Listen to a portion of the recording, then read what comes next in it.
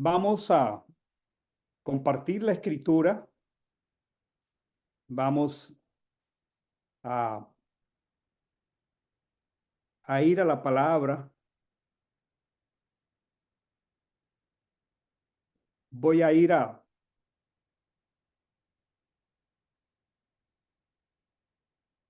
la escritura, Génesis 44:18 en adelante. Voy a leer. Entonces Yehudá se acercó a él y dijo: Ay, Señor mío,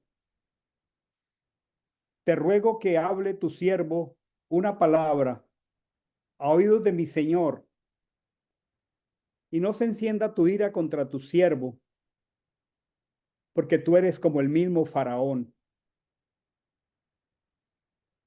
Mi Señor ha preguntado a sus siervos diciendo: ¿tenéis padre o hermano?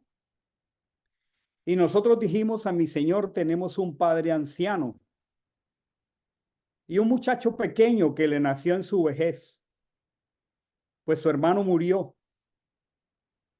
Solo él quedó de su madre y su padre lo ama. Y dijiste a tus siervos: hacerlo bajar para que lo vea. Entonces nosotros dijimos a mi Señor: el muchacho no puede abandonar a su padre, porque si lo abandonara, su padre moriría. Y dijisteis a tus siervos: si vuestro hermano menor no baja con vosotros, no veréis más mi rostro. Y aconteció que cuando subimos a donde mi padre, tu siervo, le referimos las palabras de mi señor. Y nuestro padre dijo: volved a comprar para nosotros un poco de alimento. Pero nosotros dijimos: no podemos bajar si nuestro hermano menor no va. Si nuestro hermano menor va con nosotros, bajaremos, porque no podremos ver el rostro de aquel hombre si no está con nosotros nuestro hermano menor. Entonces tu siervo, mi padre, nos dijo: vosotros mismos sabéis que mi mujer me dio a luz dos. El uno salió de mi lado y dije: ciertamente fue despedazado, y hasta ahora no lo he vuelto a ver.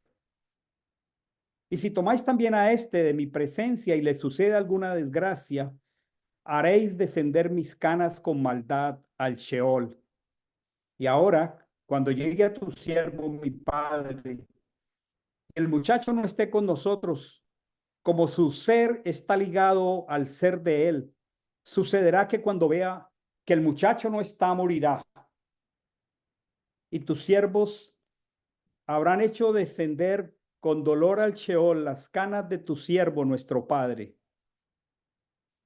Porque yo, tu siervo, he quedado como fiador del muchacho ante mi padre, diciendo: si no te lo traigo, sea pecador ante mi padre todos los días. Y ahora te ruego que tu siervo quede en lugar del joven por esclavo de mi señor, y el joven suba con sus hermanos. Porque ¿cómo subiré yo hasta mi padre si el joven no está conmigo? No vea el mal que le sobrevendrá a mi padre. José ya no podía contenerse ante todos los que estaban a su lado y exclamó: sacad a todo varón de mi presencia. Y no quedó nadie con él cuando Joseph se dio a conocer a sus hermanos. Entonces alzó su voz en llanto, y lo oyeron los egipcios, y lo oyó la casa del faraón. Y dijo José a sus hermanos: yo soy Joseph, ¿vive aún mi padre? Y sus hermanos no pudieron responderle, porque estaban turbados por su presencia. Entonces dijo Joseph a sus hermanos: acercaos a mí, os ruego. Y ellos se acercaron, y él dijo: yo soy vuestro hermano Joseph, a quien vendisteis para Egipto. Ahora pues, no os entristezcáis, ni os sea por enojo ante vuestros ojos haberme vendido acá, pues para preservar la vida me envió Elohim delante de vosotros. Esta preciosa porción de Vaishgá, que indica que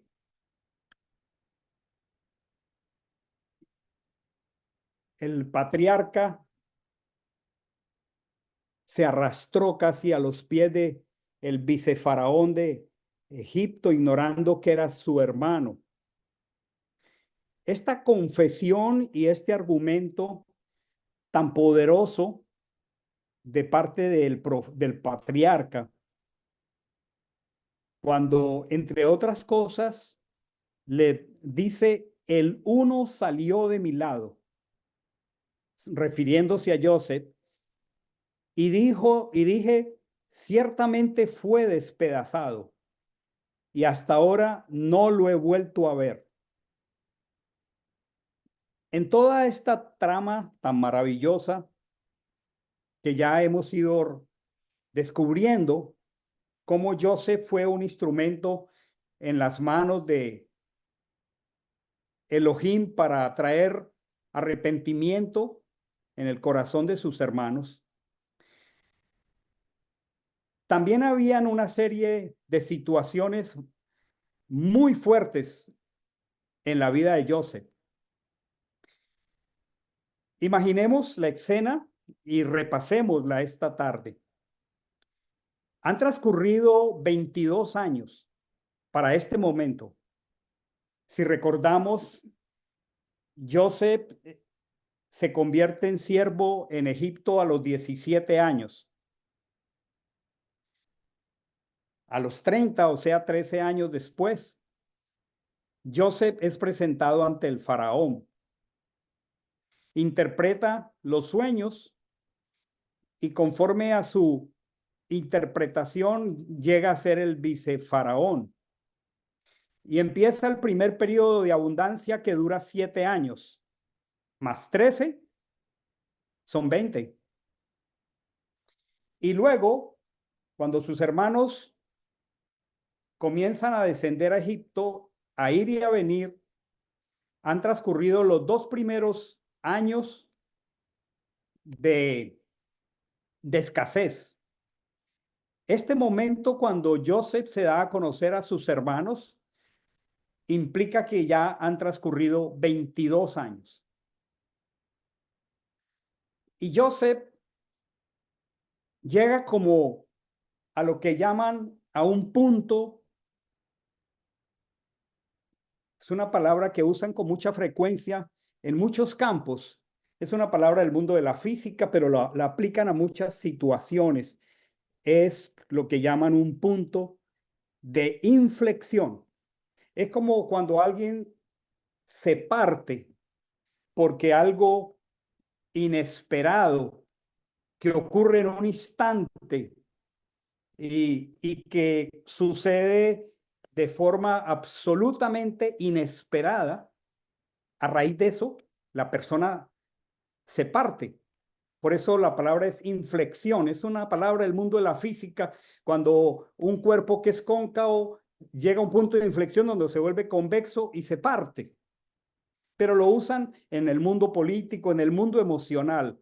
Y este fue el punto de inflexión donde Joseph, que se estaba mostrando firme y severo con sus hermanos, llega al capítulo 45 y entonces exclama en medio de un llanto que lo escucharon en toda la casa del faraón y se da a conocer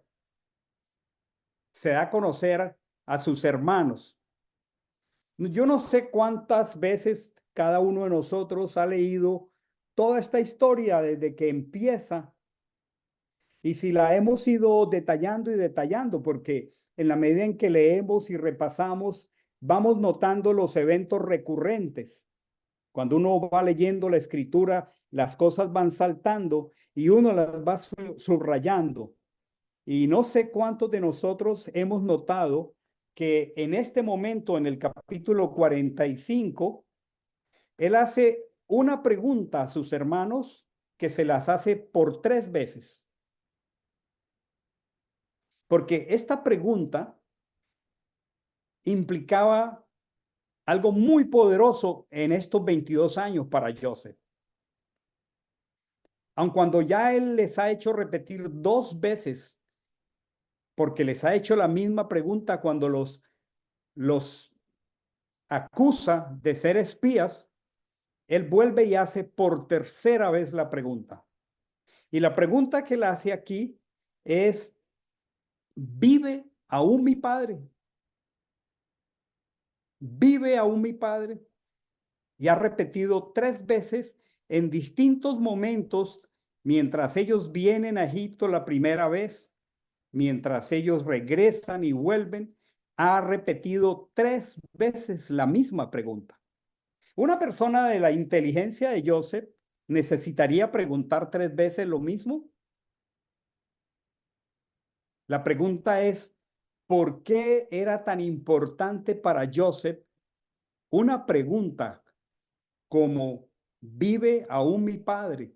La primera vez que hace la pregunta es en el capítulo 43, en el verso 7, cuando él los trata de espías. Dice, ellos dijeron, le están refiriendo a Jacob cuando regresan en el primer viaje y le están refiriendo a Jacob, el hombre nos preguntó expresamente acerca de nosotros y de nuestra parentela, diciendo, ¿vive aún vuestro padre? Esa fue la primera vez que Joseph pregunta a sus hermanos si su padre vive todavía. Y hace además otra pregunta, ¿tenéis otro hermano? Ese es en el primer viaje. Ellos regresan, han dejado a Rubén prisionero y ahora están ante el padre y ellos le están refiriendo que esta pregunta la hizo Joseph. Luego, cuando ellos regresan la segunda vez y traen a Benjamín y ocurre ese acto dramático mediante el cual le colocan en el costal de Benjamín la copa de oro y entonces los detienen. Él vuelve en el capítulo 43, versículo 27 al 28, les dice, les preguntó cómo estaban y dijo, ¿está bien vuestro padre? ¿Está bien el anciano del cual hablasteis? ¿Vive aún? Segunda vez. Y ellos dijeron, tu siervo, nuestro padre, está bien, aún vive. Y dice la escritura, e hicieron reverencia y se postraron. La tercera vez es aquí cuando él se da a conocer. Y él dice otra vez, yo soy Joseph. Y otra vez, ¿vive aún mi padre? Y dice la escritura, sus hermanos no pudieron responderle porque estaban turbados por su presencia. Si pudiéramos mirar primero estas 3 preguntas y segundo, porque la escritura se presta para que la repasemos de esta manera, la pregunta que podemos hacernos es, después de 22 años, ¿por qué Joseph no procuró buscar a su padre? ¿Por qué transcurrieron 22 años cuando tuvo la oportunidad de hacerlo? Al menos tuvo la oportunidad de hacerlo en los últimos 9 años, cuando ya era el vicecónsul de Egipto, el vicefaraón, perdón. Cuando estaba en la casa de Potifar, pues no era posible ir a buscar a Joseph, aun cuando estaba, a Jacob. Cuando estuvo en la cárcel a causa de la mujer de Potifar, pues menos podría darle a conocer a su padre y preguntar por él. Pero esos son los primeros 10 años. Pero luego transcurren 9 años, los primeros 7 de abundancia, y ya estamos en los segundos 7 que ya son de escasez.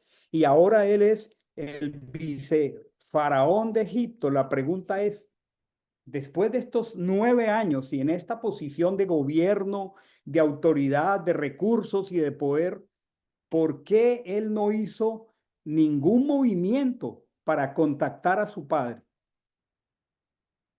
Porque tenemos en cuenta que han transcurrido 22 años desde el momento en que Joseph fue forzado a separarse de su padre con tan solo 17 años.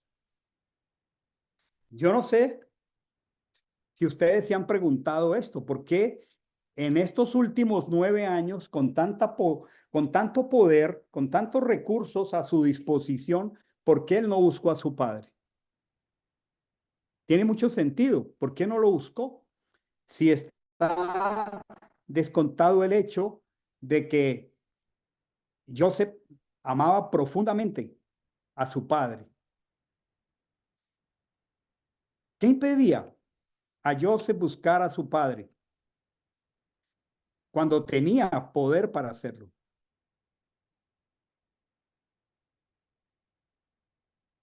Es una pregunta que eh, salta a la vista teniendo en cuenta que Joseph era el hijo pues preferido de Jacob, que para Joseph de alguna manera estaba descontado el amor de su padre. Y para todos es evidente, aún a través de la misma narrativa de la historia, cuánto amaba Joseph a Jacob. Y es aquí donde está el enfoque central de lo que el Padre ha puesto en mi corazón compartir esta tarde. Revisemos un poquitico en retrospectiva los hechos que estamos viendo ya por 3 semanas y que son hechos que transcurren durante 22 años. Y tratemos de entender en la mente de un chico de 17 años, él tenía cierta información de lo que estaba transcurriendo y había transcurrido en estos 22 años, pero había otra información que él desconocía por completo. Recordemos que él ha dado a sus hermanos y a su padre, estamos en el capítulo 45, 46, pero en el capítulo 37, en el verso 10 y 11, hay como un evento que debe haber quedado grabado en la mente de Joseph, porque después de ese evento sucedieron como en cascada los demás eventos muy dramáticos para su vida. En el capítulo 37, verso 10 y 11, dice, y lo refirió a su padre y a sus hermanos. ¿Qué refirió? Que estaban ellos recogiendo espigas de trigo y haces de trigo y que todas las espigas se doblaban ante él, incluyendo las de su padre y su madre, y luego el sol, la luna y las estrellas, y él como centro. Y aquí hay una palabra muy interesante. Pensemos en un niño, porque una persona de 17 años es muy tierna. Lo que costó y lo que causó este último sueño. Dice aquí en una palabra, dice, pero su padre lo reprendió. Pero su padre lo reprendió y le dijo, ¿qué sueño es este que soñaste? ¿Acaso yo, tu madre y tus hermanos llegaremos a postrarnos en tierra ante ti? Y dice aquí el verso 11, sus hermanos le tenían envidia. La pregunta que queda subyacente aquí es, ¿qué tan fuerte fue la reprensión de Jacob a este jovencito de 17 años? ¿Qué tan dura fue la reprensión? Porque debió sonar demasiado impertinente, debió sonar muy imprudente.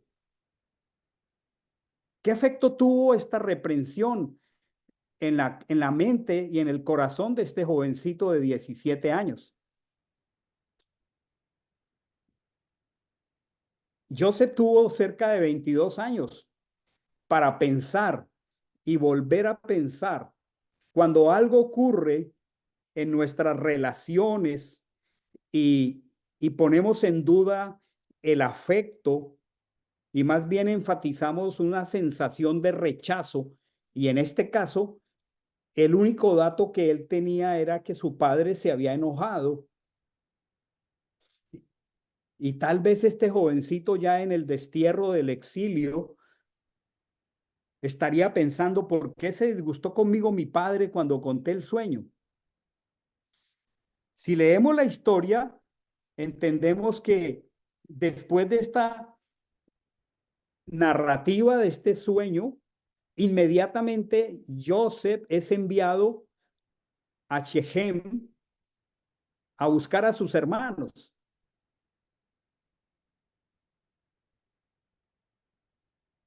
Y la pregunta es, Joseph es un chico de 17 años. Joseph traía los malos reportes de conducta de sus hermanos. Ya se habían manifestado aquí que le tenían envidia. La pregunta sería, ¿por qué mi padre me envió a mis hermanos? ¿Por qué me desprotegió? ¿Por qué me envió cuando mi padre sabía de la maldad de mis hermanos? Mi padre sabía del odio que me tenían, porque tuvo 22 años en esta soledad. ¿Cómo se siente una persona que experimenta lo que llaman el rechazo paternal? ¿Por qué mi padre puso deliberadamente en riesgo mi vida? Después de esta acción es cuando Jacob envía a Joseph al campo donde estaban sus hermanos. Dice aquí Génesis 37, 12 al 14, cuando sus hermanos apacentaban el rebaño de su padre en Shechem, dijo Israel a Joseph, ¿no están tus hermanos pastoreando en Shechem? Ven, te enviaré a ellos. Y él dijo, heme aquí. Y él le dijo, ve ahora, mira cómo están tus hermanos y cómo se encuentra el rebaño y tráeme un informe. Así lo envió desde el valle de Hebrón hasta Chequem. Imagínense una persona que ha pasado por el trauma de la traición de sus hermanos, del intento de homicidio y tiene también en mente que su padre lo reprendió y que posterior a esa reprensión lo envía a sabiendas a sus hermanos. En esa soledad, la pregunta es, ¿no pensó Jacob, mi padre, en el riesgo que corría al enviarme a mí como su hijo menor a donde mis hermanos, sabiendo que me tenían celos, sabiendo que mis hermanos me odiaban? Jacob tenía una experiencia de primera mano cuando le tocó también huir y estar exiliado 22 años porque su hermano Esab lo quiso matar. ¿Acaso no tenía la experiencia suficiente Jacob como persona para entender lo que era el odio y los celos de un hermano mayor? Y todo esto en la mente de un jovencito de 17 años que fue creciendo en la soledad, tenía que causar muchas, muchas preguntas, muchas preocupaciones. Y salta aquí la inquietud de que posiblemente Joseph no se comunicó con su padre, porque podría pensar que su padre no quería verlo o no quería oír acerca de él. Ustedes saben cómo son nuestros pensamientos, sobre todo cuando pensamos que está amenazado el amor de seres tan importantes como nuestros padres. Posiblemente Joseph pudo llegar a pensar, bueno, mi padre ya concluyó definitivamente su relación conmigo. Y todos estos razonamientos, todas estas meditaciones eran razonables en la mente de Joseph. ¿Por qué? Porque la única información que él tenía, si la ponía en orden secuencial, era: yo compartí mis sueños, mi padre se enojó. Después mi padre me envió a donde mis hermanos, y allí mis hermanos me vendieron. Él no tenía más información. Solo 22 años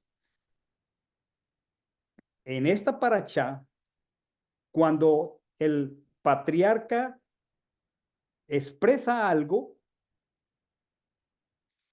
Joseph por primera vez en 22 años tiene un dato nuevo que nunca tuvo.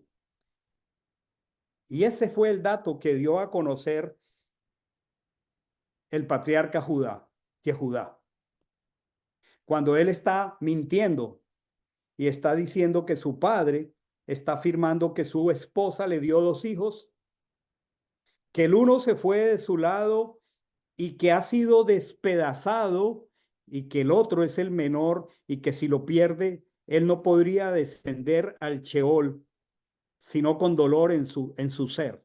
Y para ese momento, 22 años más tarde, Joseph puede descubrir que realmente a su padre lo engañaron. Porque es allí cuando él escucha por primera vez lo que los hermanos le están compartiendo sin saber que él es su hermano, sino viéndolo en su autoridad de vicefaraón. Cuando él le dice en la porción que estuvimos leyendo, ¿sí?, que su hermano ha sido despedazado. Esto está en Génesis 44:26, dice: el uno salió de mi lado. Está hablando Yehudá compartiendo las palabras de Jacob a Joseph como vicefaraón, y dije: ciertamente fue despedazado. Ese dato, hasta ese momento, Joseph no lo tenía. Y por esa razón, él no podía saber que su padre aún lo amaba, porque él no podía saber la versión de lo que había pasado. Él no conocía la historia del corderito que sacrificaron, de la ropa de muchos colores que fue manchada con la sangre del corderito. Él no sabía la historia de que sus hermanos habían engañado a su padre mostrándole la ropa ensangrentada. Tampoco para ese momento, 22 años, Joseph sabía, no lo sabía, que su padre había hecho duelo por él, rehusando ser consolado. Para nosotros, al leer la Torá, es fácil saberlo porque hemos leído la historia, pero Joseph no la conocía. Joseph no conocía la historia. Joseph no sabía que su padre estaba en un dolor profundo. Joseph no sabía que sus hermanos le habían engañado a su padre. Y por primera vez, Joseph puede saber esta versión. Y solo hasta este momento, la historia es colocada en una dimensión completamente trágica para él. Porque en las preguntas que hace por 3 veces Joseph, es evidente que su relación con su padre le preocupaba tremendamente a Joseph. También es evidente que el nombre que Joseph puso a su hijo al mayor, Manases, evidenciaba la situación, porque Joseph tenía como preponderante poder olvidar el dolor causado en la casa de su padre. Luego, aquí tenemos una serie de posibles razones por las cuales Joseph, aun siendo una persona tan importante, nunca pensó en recontactar a su padre. porque seguramente, posiblemente, tenía tremendas dudas en su corazón respecto del amor y del afecto de su padre. Yo quisiera que hacer una pausa aquí. Quisiera que nos hiciéramos una pregunta muy personal. Cada uno de los que está esta tarde aquí. Piense en la persona de su padre, ahora mismo.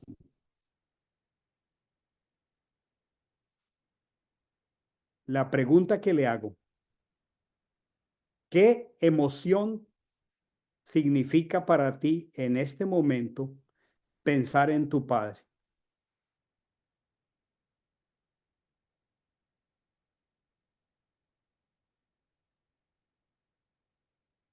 ¿Qué significa para ti en este momento pensar en la memoria? Para algunos es la memoria. En el caso particularmente mío es la memoria. Mi padre murió hace muchos años. ¿Qué significa en este momento la memoria de tu padre? ¿Significa gratitud? ¿Significa alegría? ¿Significa abandono? ¿Significa rechazo?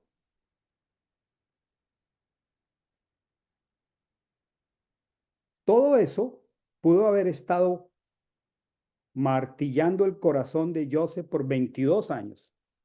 Y es precioso que el Señor, a través de su palabra, eh, nos muestre la preponderancia maravillosa que tiene la vida y la relación de familia y las relaciones padre e hijo en la Torá. Por ejemplo, todos estos días, al estudiar las distintas parachot, hayamos o no profundizado en los temas, pero parte de la historia que hemos leído en estos días seguramente nos traslade a la memoria que en algún momento y tuvo que perdurar por muchos años en la mente de Isaac como hijo, independiente del plan del Señor, pero usted podría traer a su memoria la imagen de un padre con un cuchillo y usted atado de pies y manos, porque esa experiencia la vivió Isaac. Entendiendo por encima de todo la soberanía del Señor, el plan del Señor, el sentido profético de las cosas, también hay un sentido humano de las cosas. ¿Qué significa para un hijo ver a un padre con un cuchillo? ¿O qué significó para Jacob saber que el hijo preferido no era él, sino Esap? ¿Qué significó para los hijos de Lea saber que su madre era ocupaba un segundo lugar e igual ellos mismos? ¿Qué significó para ellos? ¿Cómo se sintieron ellos sabiendo que Jacob amaba más a Raquel y a Joseph mismo y a Benjamín? En toda esta historia maravillosa es posible suponer que Joseph también en algún momento pudo haber tenido la misma inquietud y la misma pregunta respecto al amor de su padre. Pero cuando conocemos profundamente la escritura, sabemos que la realidad es que Abraham amaba a Isaac. Y la realidad es que Isaac bendijo a Jacob. La primera vez lo bendijo cuando él estaba disfrazado. Allí fue algo engañoso, tramado por su madre. Pero luego, la segunda vez, a sabiendas de que era Jacob, Isaac bendijo a Jacob. Y esto indica que Isaac también amaba a Jacob. Y también era evidente que Jacob amaba a Joseph. ¿No les parece que el Señor tome tiempo para darnos todas estas narraciones en esta maravillosa parachá de Baishga, todo lo que estamos viendo desde Berechit? Tiene que tener un propósito muy, muy profundo, porque trascendiendo todas estas historias de todos estos amores humanos, hay un amor sobrenatural de Dios que nos rescata del sentimiento de rechazo, que redime nuestra condición humana del sentimiento de abandono. Cuando conversamos con mi esposa de cosas nuestras, pasamos mucho tiempo porque conversando y preguntándonos y orando, porque mi esposa, por ejemplo, nunca conoció a su padre, nunca, porque su padre murió cuando mi suegra estaba embarazada de Amanda. Luego, en la mente de Amanda, la palabra padre, ¿qué podrá significar? Y por eso le pregunto a cada uno de ustedes, ¿qué significa para ti pensar esta tarde en tu padre? A veces escucho de varones que me dicen, yo nunca conocí a mi padre. A veces no escucho nada de otros, no lo mencionan.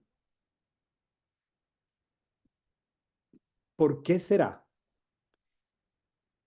Hay una palabra del mundo de la psicología que se llama el síndrome del rechazo paterno.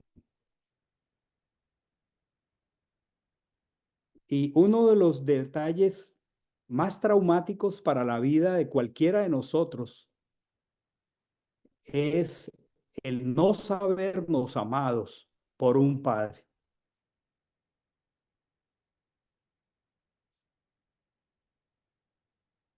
El no saber que tuvimos un padre que nos dio el valor que nosotros esperábamos que nos diera.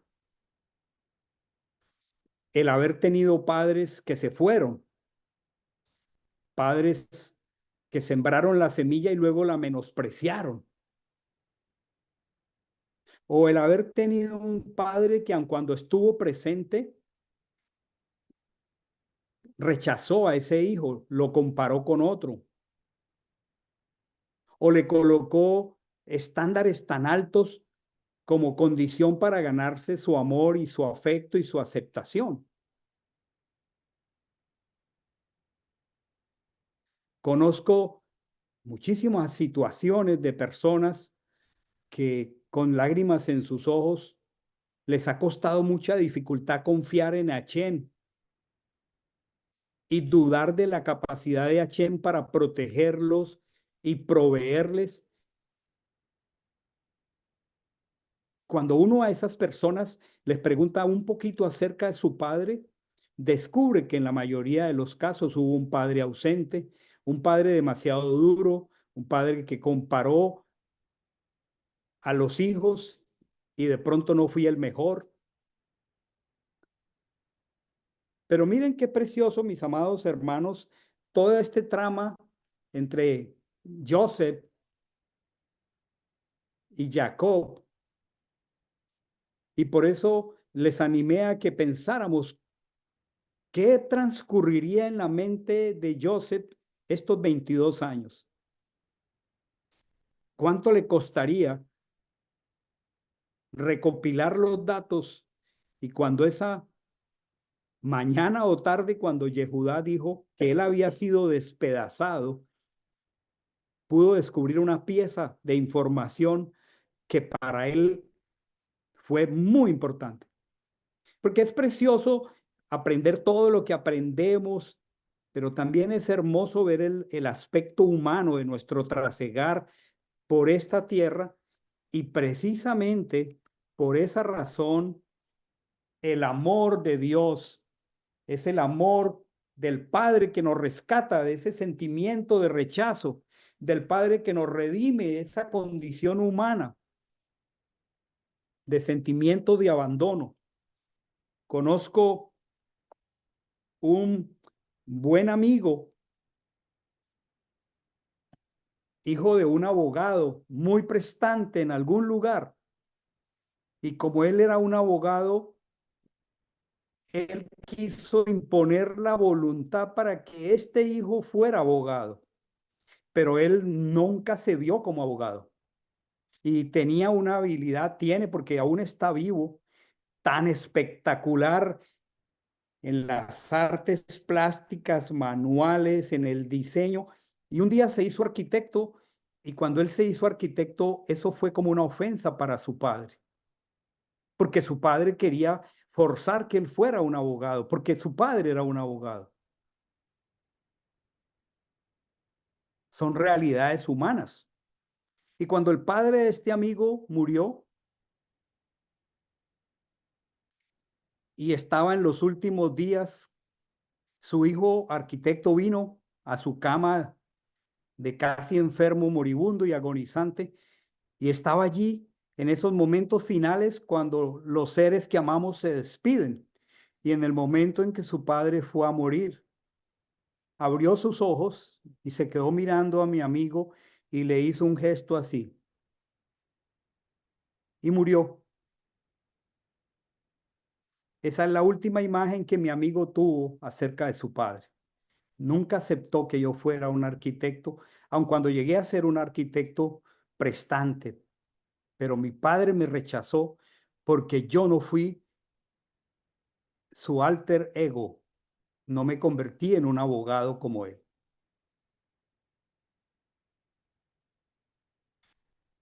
Qué preciosa es la escritura, que el Evangelio nos traiga una expresión tan preciosa en Lucas capítulo 15 con la parábola del hijo pródigo. Y qué preciosa que la escritura toca realidades tan hondas y profundas de nuestra humanidad. Y más allá de toda la revelación y la riqueza que ella nos trae, ¿de qué serviría todo esto si nosotros no pudiéramos tener la certeza del amor incondicional del Señor?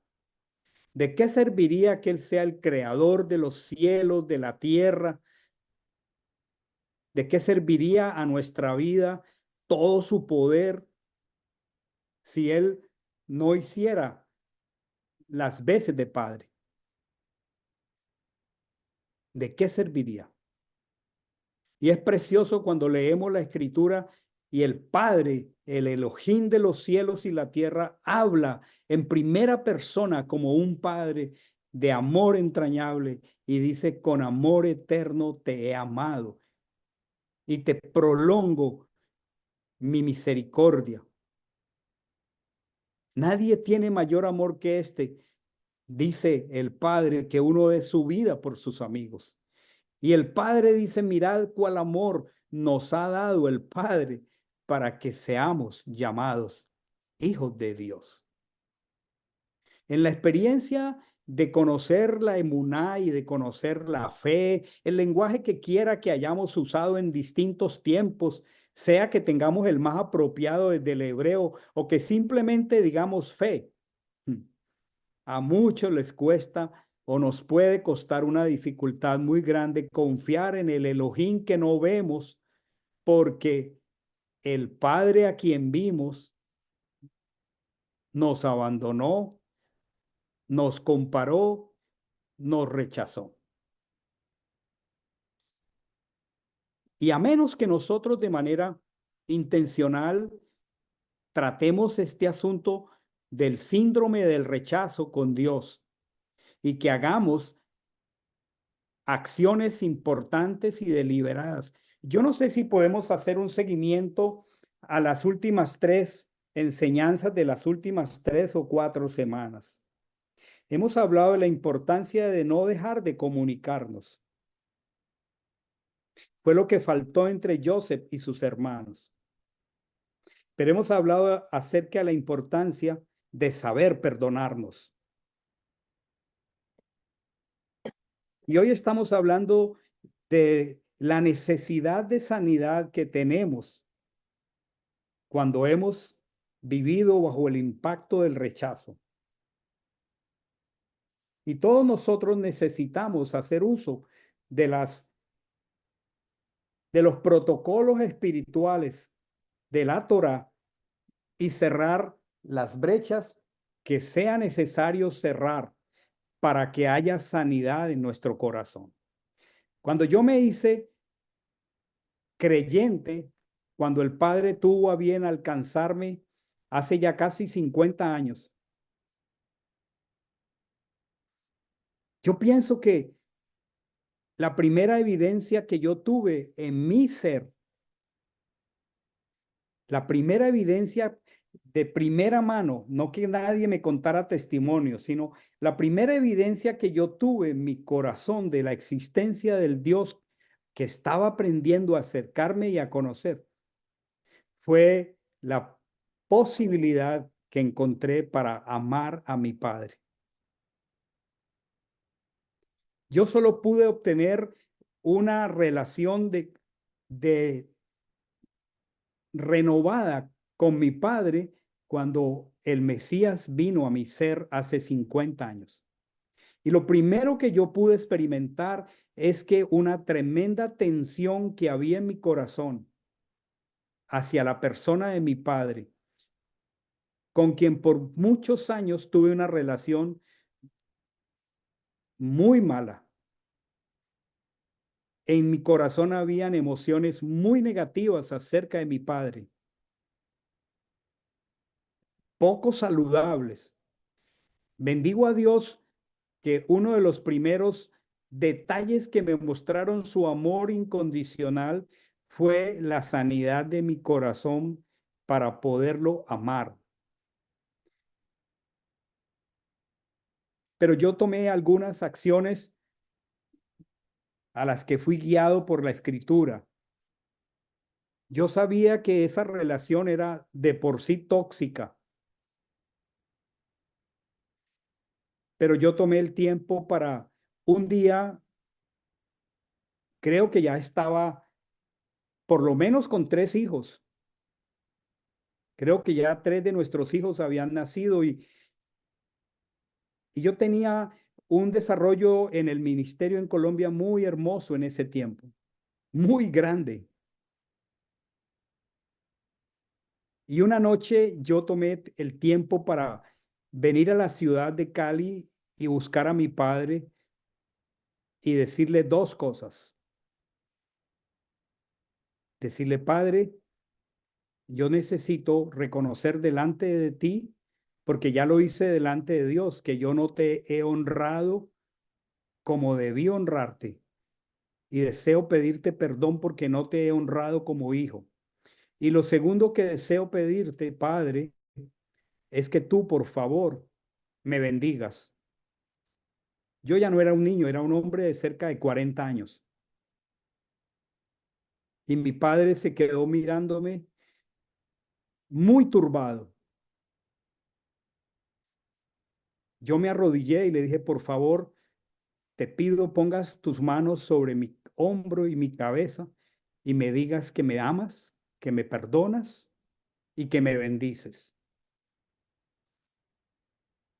Yo les puedo decir que esa fue una de las experiencias más hermosas de mi caminar con el Señor.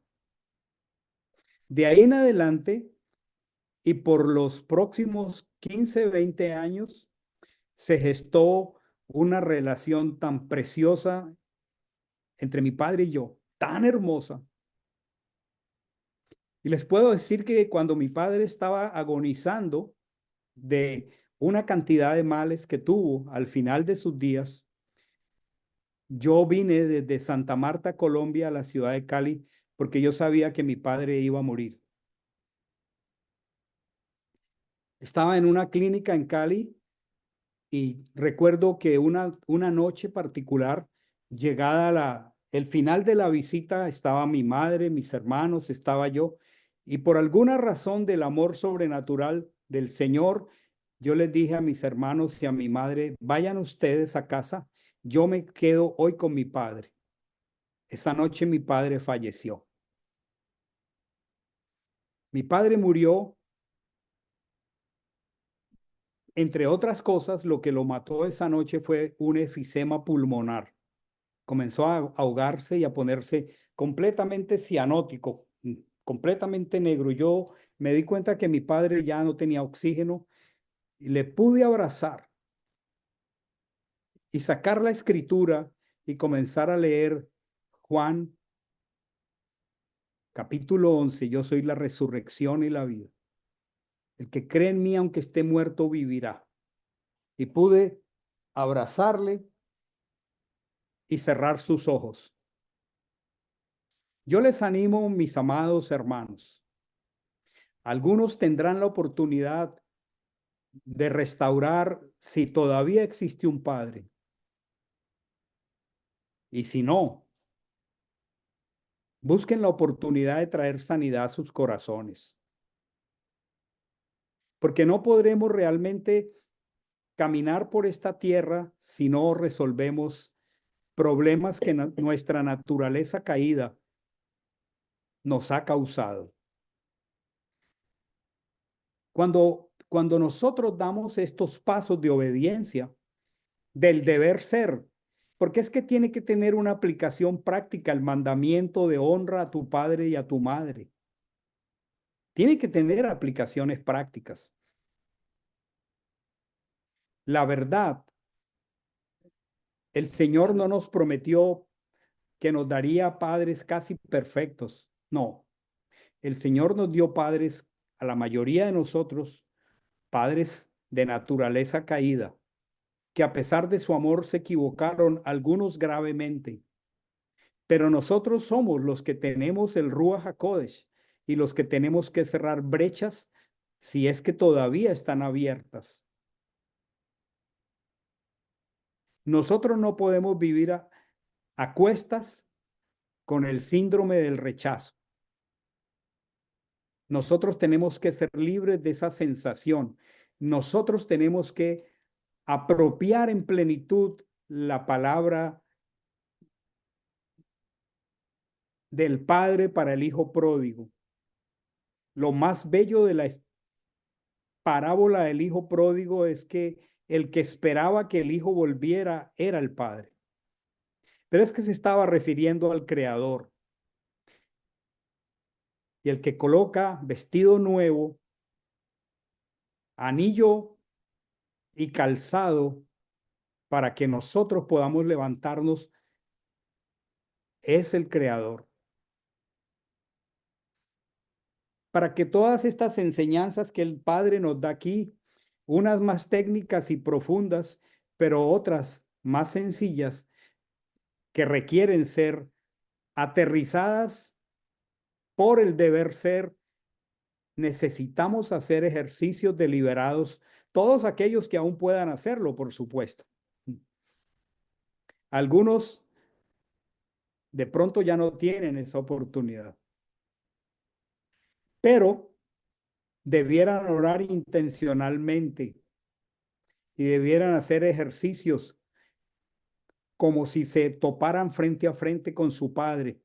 Hay muchas maneras como las personas hacen ejercicios para ponerse a paz y salvo con la memoria de su Padre. Pero si tu corazón o el mío no es libre de la amargura, difícilmente podremos caminar en una identidad plena de hijos que confiamos en Él, que nos portamos realmente como hijos, que no tenemos conductas ambivalentes, que podemos desarrollar la sensibilidad del Ruach en nuestra experiencia y nuestro caminar. Porque a veces nos cuesta mucho trabajo pasar de la doctrina a la expresión tangible del amor. A veces no tenemos sensibilidad con el dolor ajeno. A veces tenemos muy buena doctrina, pero llegado el momento pareciera que somos insensibles. Valdría la pena revisar cómo anda el corazón en relación a cualquier duda que la historia nuestra tenga, como en el caso de Joseph. ¿Vive aún mi padre? ¿Vive aún mi padre? ¿Vive aún mi padre?